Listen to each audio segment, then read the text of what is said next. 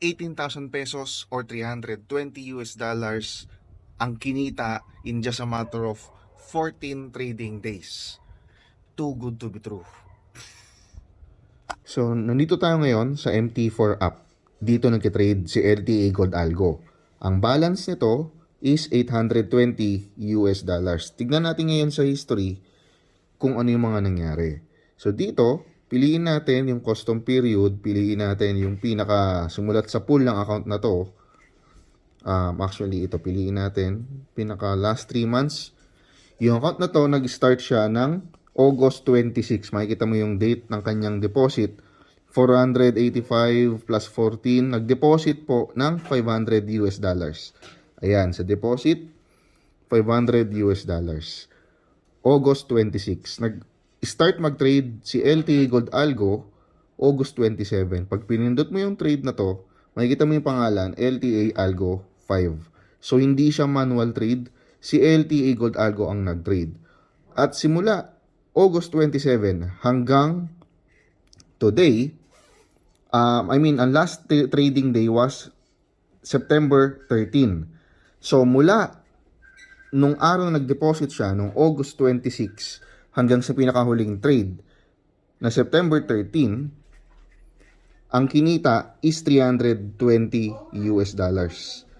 So, yung deposit na 500 US dollars ay kumita ng 320 US dollars, or kung i-convert natin yung 320 US dollars sa Philippine peso, that is 17,907 pesos. Imagine that. Hindi ako yung nag-trade, si LTA Gold Algo ang nag-trade. In short, wala akong ginagawa, kumita ako ng 17,907 pesos nang walang ginagawa. Kamustahin naman natin yung mga users ng LTA Gold Algo, kung kamusta ba ang performance ng Algo sa kanilang trading accounts. So, eto yung group chat ng LTA Gold Algo. So, miness ko sila kanina. Ciao, LTA Gold Algo users.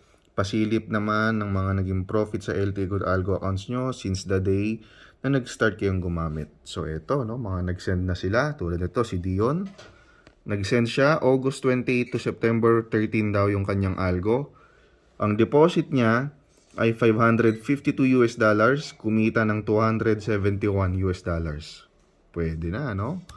Ito naman, from July 21 to September 13, nag-deposit siya ng 582. Ang profit was 430 US dollars. Ito naman, from August 27 until September 13, 320 US dollars ang kinita. Okay, ito naman. September 12 to 15, tatlong araw.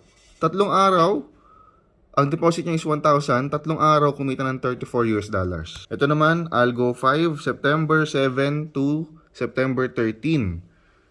Deposit niya ay 634. Ang kinita ay 104 US dollars. Ito naman, LTA Gold Algo 5 Micro, from August 27 to September 13, ang deposit ay $200 lang.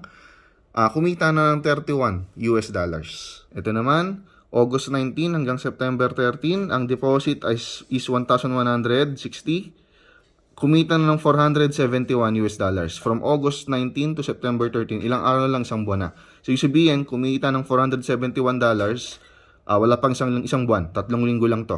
Too good to be true, no? Oo nga eh. So the only way na malaman mo kung totoo ba to is kapag sinubukan mo na on your own. It's either palagi ka lang nanonood at nag-aabang ng updates, or ikaw na yung nagbibigay ng updates. So pag ready ka na at gusto mo malaman yung ibang detalye kung paano mo magagamit ang LTA Gold Algo ko, message mo ko dito sa aking Facebook page. Lagi mo tatandaan na I will never message you first. Tignan mo yung Facebook page na to. Yung Facebook page na currently ay mayroong 7,000 na followers. So, ingat ka sa mga posters. So, yun lang. See you sa aking Facebook page. Ciao!